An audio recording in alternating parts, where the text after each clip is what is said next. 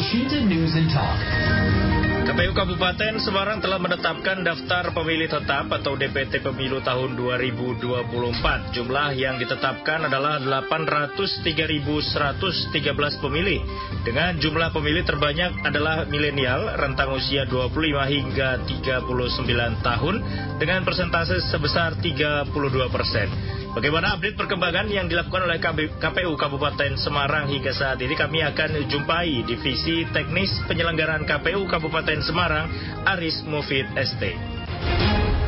Daftar Pemilu 2024. Assalamualaikum, selamat siang Pak Aris. Halo, Assalamualaikum, selamat siang Pak Aris.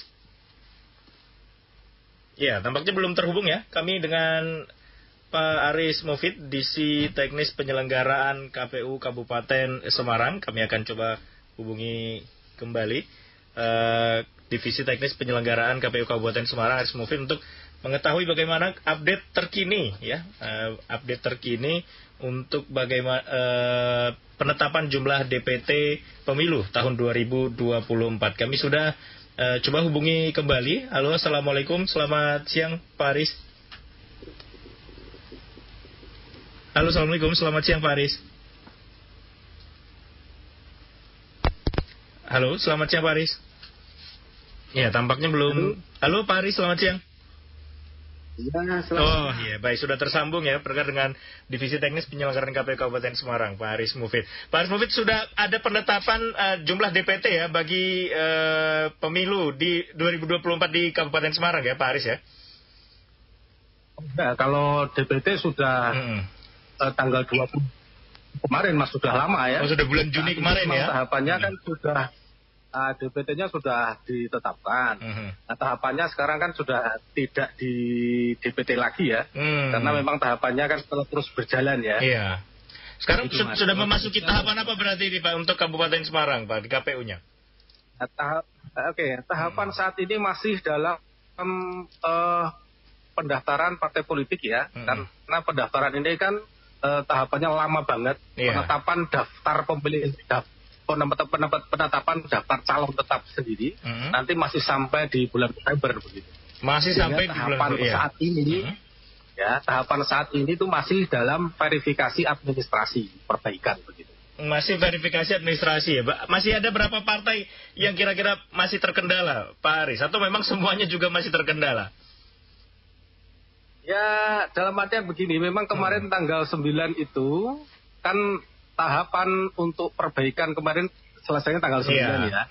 Namun dalam hal ini ada beberapa partai, ada sekitar 9 partai ya, yang kemudian nanti ini diberikan kesempatan lagi untuk memperbaiki atau mengganti dokumen yang kemarin dirasa belum sesuai begitu. Baik. Apa kendala yang biasa atau sering kerap kali terjadi oleh partai dalam mendaftarkan administrasinya ini, Pak Aris? Ya, karena begini, dalam memperoleh dokumen ini kan ada hubungannya dengan lembaga lain ya. Misalkan dia untuk mendapatkan surat kesehatan, maka dia harus berhubungan dengan rumah sakit. Kemudian dia ketika akan mendapatkan surat keterangan tidak pernah dipidana, maka dia harus mendapatkan surat itu dari pengadilan. Nah, untuk mendapatkan dari surat pengadilan pun ada syaratnya, yaitu SKCK. Nah, SKCK pun harus di kepolisian. Di kepolisian, dan itu pun membutuhkan waktu yang lama ya. Karena memang kalau di standarnya kepolisian ini kan beda dengan SKCK yang lainnya. Ini dikhususkan ketika mereka dari mencalonan anggota DPRD ini paling tidak tanda tangannya, istilahnya ya, tanda tangannya itu harus ke Pak Kapolres begitu. Tapi dari para pendaftar ini sudah berapa nama kira-kira yang masuk ke KPU Kabupaten Semarang sebagai bakal calon legislatif, Pak Aris? Ini sudah hampir 700-an ya. Memang tidak semuanya. Jadi artinya begini, kalau dilihat dari Kabupaten Semarang ini kan jumlah kursi anggota DPRD-nya itu kan 50 jumlahnya. Tetapi tidak semua partai itu mencalonkan sejumlah 50 orang. Jadi hanya ada yang beberapa saja, ada yang hanya 27, ada yang hanya 37, tapi ada juga yang sampai 50, bahkan ada yang tidak mencalonkan juga ada. Baik. Ini berarti 700 sudah dari berapa partai nih, Pak Aris? Ini totalnya kalau secara nasional sebetulnya kan totalnya ada 18. Ada 18 partai. Cuma di Kabupaten Semarang dulu, cuma di Kabupaten Semarang ini yang kemudian pertama kali mendaftarkan itu hanya ada 17.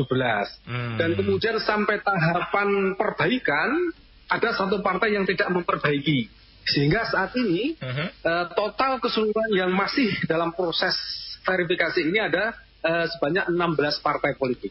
16 partai yang nanti akan terkonfirmasi mengikuti kontestasi di 2024, begitu ya Pak Aris ya? Ya kalau ini kan hanya di Kabupaten Semarang, ya.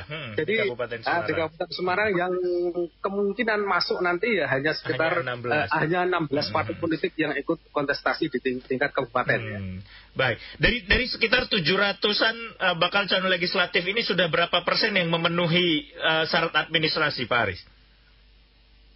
Kalau kemarin ya, ketika saat ini kan masih belum masih proses verifikasi perbaikan ya. Kalau di tahap awal itu, pas verifikasi awal itu hanya sekitar 5% saja yang kemudian mereka dinyatakan memenuhi syarat. Hanya 5% yang memenuhi, Pak Aris? Iya, ya, sekitar 5%. Baik. Itu cukup sedikit ya jumlahnya ya? Ya memang karena begini, kemarin ketika proses pendaftaran awal itu kan bertepatan dengan Lebaran ya. Jadi di situ memang membutuhkan ketika mereka harus mencari syarat-syarat yang berhubungan dengan lembaga lain itu kan agak kesulitan karena di lembaga lain itu misalnya di pengadilan kemudian itu kan mereka libur di situ hari itu sehingga proses waktunya itu memang sangat sedikit sekali sehingga mereka ketika pendaftaran awal itu ya memang tidak bisa 100% full begitu. Ya. Baik, tapi kalau dari KPU sendiri kendala apa kira-kira yang cukup menyulitkan ini Pak dalam proses verifikasi administrasi, Pak Aris? Kalau di tahap verifikasi ini sebetulnya kita karena waktunya panjang ya, dan kita juga sebetulnya tidak ada kendala yang berarti ya, karena memang waktunya misalkan saat ini seharusnya ini kan tanggal 10 Juli sampai 6 Agustus. Ini kan waktunya 1 bulan. Kurang lebih 1 bulan. Itu waktunya kan sangat panjang sekali. Padahal kalau kita lihat ketika kita verifikasi administrasi di tahapan awal itu hanya paling tidak 1 minggu sudah selesai. Sehingga ini waktunya kan panjang. Sehingga ya bagi kami tidak ada kendala yang berarti lah untuk kita memverifikasi dokumen-dokumen yang sudah diserahkan oleh partai politik. Tapi kesalahan apa kira-kira yang masih ditemui dalam proses verifikasi di Pak Aris? Karena tahapan saat ini kan kita masih menunggu ya. Ada beberapa partai yang kemudian mengganti dokumen-dokumennya.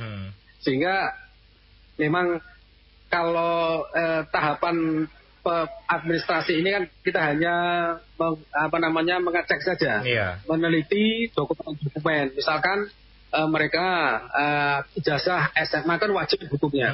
Jadi setiap calon itu walaupun dia sudah bergelar master, dia sudah ber-S1, S2, S3, tetapi wajib hukumnya mereka juga melampirkan ijazah SMA yang berlegalisir. Dan itu kadang-kadang calon ini lupa menaruhnya ijazah SMA itu. Kan biasanya kan kalau yang dipakai kan ijazah terakhir. Betul. S1, S2. Itu untuk bekerja biasanya ya Pak Aris ya. Iya, biasanya seperti itu. Dan mereka untuk mendapatkan legalisir itu kadang-kadang juga susah. Karena banyak dari mereka itu di luar kota, sekolahnya ada di luar Jawa, begitu. Sehingga agak kesulitan seperti itu. Nah itu kendala-kendala seperti itu nanti bagaimana itu? Apakah ada alternatif kemudian yang bisa disediakan oleh KPU, Pak? Misal tadi kalau contoh sekolahnya udah nggak ada begitu, gimana mendapatkan legalisirnya ini? Apa harus ke dinas pendidikan terkait atau seperti apa, Pak Aris? Nah, ya memang kalau itu memang ada beberapa ya yang ada sekolahnya yang sudah tidak ada dan kemudian ijazahnya itu berasal dari luar Jawa begitu. kan kemudian itu kan bisa sudah terpecahkan lah istilahnya. Karena memang boleh legalisir itu di dinas kabupaten, di dinas pendidikan provinsi itu kan juga diperbolehkan. Baik. Selain itu ada masalah lain tidak mungkin Pak Aris? Kalau beberapa waktu lalu tuh sempat viral tuh salah satu selebritis begitu yang dia daftar di dua partai begitu. Kalau di Kabupaten Semarang sendiri ada kendala seperti itu tidak Pak? Di Kabupaten Semarang tidak ada yang dia mencalonkan di dua partai berbeda. Tetapi ada yang gaganya itu dia dicalonkan di tingkat provinsi juga dicalonkan di tingkat kabupaten, tetapi dengan partai yang sama.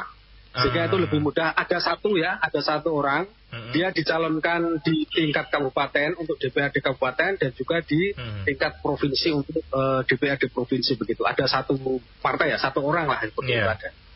Itu lantas bagaimana itu dari KPU Kabupaten Semarang langsung berkoordinasi dengan KPU provinsi berarti ya, Provinsi Jawa Tengah dalam hal ini ya berarti Pak Aris ya? Itu kan ditemukan ketika pendaftaran awal sehingga verifikasi awal kemudian kita meminta kepada partai politik itu untuk menentukan dia itu mau dicalonkan di tingkat provinsi atau di tingkat kabupaten begitu. Sehingga di tahap perbaikan ini sudah tidak ada lagi, sehingga dia kan bisa memilih dia mau memilih di tingkat provinsi atau di tingkat kabupaten begitu. Baik. Sudah terkonfirmasi berarti saat ini Pak Aris atau masih proses pendaftaran memperbaiki administrasi seperti apa dari partai tadi? Itu kalau itu sudah terkonfirmasi dia. Kemana jadinya? Salah satu bacalek tadi. Dia di tingkat kabupaten saja. Oh, berarti nanti akan ketemu Pak Aris lagi berarti. Baik. Pak Aris, kita boleh ajak pendengar ya untuk berkomentar ya Pak Aris ya. Oke. Iya, baik. Ya. Bagi Anda pendengar, khususnya di Semarang, Kabupaten Semarang juga mungkin yang masih bisa mendengarkan siaran ini bisa memberikan komentar ya. Kami buka line telepon kami di 024-7648-9100 atau pesan singkat WhatsApp 0877-2110-9100. Paris, selain tadi sampai bulan November nanti masih ada verifikasi administrasi. Kalau memang ditemukan ada kesalahan yang dilakukan baik bacalek maupun partai, apa konsekuensi yang akan diberikan nanti Pak Aris? Jadi tahapan verifikasi administrasi perbaikan ini kan sampai tanggal 6 Agustus ya. Tanggal 6 Agustus ini kan selesai tahapan untuk verifikasi administrasi. Jika ditemukan ada calon kemudian tidak memenuhi syarat, maka ya langsung di TMS-kan begitu. Di TMS itu artinya dia tidak memenuhi syarat dan nanti tidak bisa melanjutkan ke proses selanjutnya. Begitupun dengan partai politik, Pak Aris. Ya, kalau ini kan hubungannya biasanya kan kalau TMS itu kan salah satu calon calon saja. Salah satu calon di partai itu. Kalau kemudian dia tidak memenuhi syarat ya dia dihapus saja. Dia tidak dimasukkan ke dalam DCS, daftar calon sementara, maupun nanti dia tidak bisa dimasuk dalam daftar calon tetap. Begitu. Kalau misalnya tadi kesalahan yang kira-kira masih bisa direvisi sudah tidak bisa lagi diberi kesempatan berarti ya Pak Aris ya? Nah, kita memberikan kesempatan sampai tanggal 16 Juli ini. Nah, seharusnya kan mereka perbaikan itu sampai 9 Juli. Tapi kemudian ada penambahan untuk mengganti ataupun melengkapi dokumen-dokumen yang kemarin dimungkinkan keliru upload. Karena saat ini kan ketika mereka mendaftar itu semua kan lewat online gitu ya. Jadi mereka mengupload sendiri, misalkan ijazah, mereka scan sendiri, kemudian diupload di Silon. Nah, kemudian kita verifikasi itu data-data yang mereka upload seperti itu. Baik.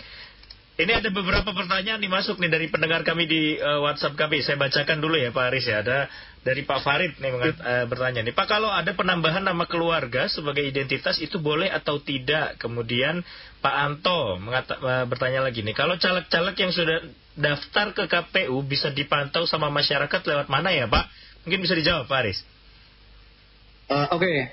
Kalau soal nama ya, jadi kan gini. Patokan kita sebetulnya berdasarkan KTP. Nah, KTP-nya ada nama keluarga tidak? Kalau kemudian di KTP-nya sudah ada nama keluarga, maka boleh saja mereka mencantumkan itu nama keluarganya. Tetapi kalau di KTP-nya belum ada nama keluarganya, misalkan dia mau mencantumkan menambahkan nama, maka harus ada keputusan dari pengadilan. Ya, bahwa nama itu resmi ya, sudah ada keputusan dari pengadilan. Seperti itu. Sehingga ya ketika mereka ingin berbeda nama misalkan pakai alias ataupun pakai nama keluarga, maka yang pertama harus tercantum di dalam KTP dulu. Kalau tidak tercantum di dalam KTP, maka harus ada surat dari pengadilan yang meresmikan nama itu, sehingga nanti bisa dicantumkan di dalam silon ataupun dalam daftar calon sementara. Baik, tadi pertanyaan yang kedua, kalau caleg sudah terdaftar nih, bagaimana masyarakat bisa melihatnya, Pak? Ya, nanti di tahapan setelah kita penyusunan daftar calon sementara, nanti kita akan umumkan di media ya.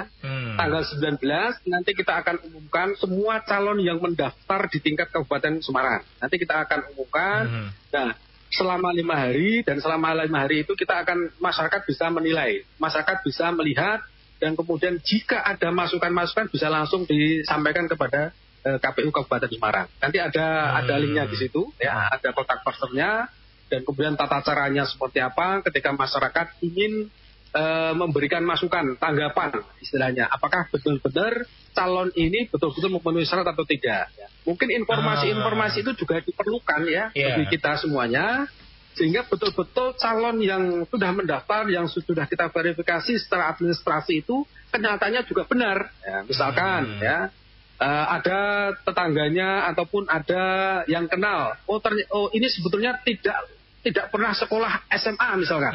Nah, itu bisa memberikan tanggapan ke kita, memberikan masukan ke kita. Ataupun misalkan dia kenapa dia bergelar sarjana, misalkan dia bergelar ST misalkan, tapi dia tidak pernah kuliah. Nah, nanti bisa juga itu diberikan kepada kita. Ataupun misalkan juga, ini ternyata pernah dipidana. Karena salah satunya kan syaratnya itu juga ya. Itu bisa juga masyarakat memberikan masukan kepada kita, itu nanti di tanggal 19 ya. Di tanggal 19 Juli ini Pak Aris ya? 19 Agustus nanti. 19 Agustus. Setelah proses administrasi selesai dan kemudian kita menyusun daftar calon sementara. Nah, daftar calon sementara itu nanti kita yang akan umumkan ke publik sehingga bisa mendapatkan tanggapan dari masyarakat. Baik, berarti masyarakat bisa ikut menyaring siapa bakal calon yang akan diusung nanti ya Pak Aris ya? Ya, nanti masih bisa ada kesempatan masyarakat bisa memberikan masukan ataupun tanggapan kepada kita lah. Kalau saat-saat seperti ini berarti belum bisa masyarakat berkomentar demikian Pak. Misal mengetahui ternyata tetangganya daftar nih, terus kemudian mau melaporkan konfirmasi kalau ternyata tetangganya demikian gitu. Belum bisa berarti Pak Aris ya? Untuk saat ini memang belum dibuka ya, karena saat ini kan dalam artian mereka itu belum resmi ya istilahnya ya. Mereka baru tahapan verifikasi administrasi ini, dan kalau kemudian mereka administrasi sudah memenuhi syarat, baru kemudian kita akan umumkan. Ya. Karena saat ini kan mereka kan belum istilahnya belum tahu apakah mereka itu memenuhi syarat atau belum. Baik. Terakhir mungkin Pak Aris boleh minta imbauan bagi pendengar El Sinta di menjelang pemilu 2024 dan meskipun proses masih terus berlanjut ini, Pak Aris. Oke. Harapannya imbauan kami adalah yang pertama, pastikan bahwa masyarakat ini ya terdaftar dalam daftar pemilih. Ya, masyarakat umum ya, masyarakat bisa melihat apakah dia itu sudah terdaftar atau belum. Itu bisa lewat online ataupun lewat pengumuman-pengumuman yang sudah kita sampaikan ke tempat-tempat di desa ya. Ada di kelurahan, kemudian di tempat-tempat strategis di setiap desa kita sudah umumkan nama-nama di TPS itu di desa itu. Ataupun nanti masyarakat juga bisa mengecek dirinya apakah dia sudah terdaftar menjadi pemilih atau belum lewat online, yaitu cek DPT online, itu bisa ya. Nanti tinggal memasukkan nick yang bersangkutan dan kemudian dia bisa melihat nanti dia terdaftar di TPS mana, di desa mana, di kecamatan mana, bisa terlihat di situ. Ya. Baik, terima kasih banyak Pak Aris atas kesempatan waktunya. Mungkin nanti kami akan update lagi kalau ada perkembangan lagi ya Pak Aris ya. Siap. Baik, terima kasih Pak Aris, selamat kembali bertugas, selamat siang, salam sehat selalu Pak Aris. Ya. Demikian pendengar Divisi Teknis Penyelenggaraan KPU Kabupaten Semarang, Aris Mufid ST. Elsinta Semarang News and Talk.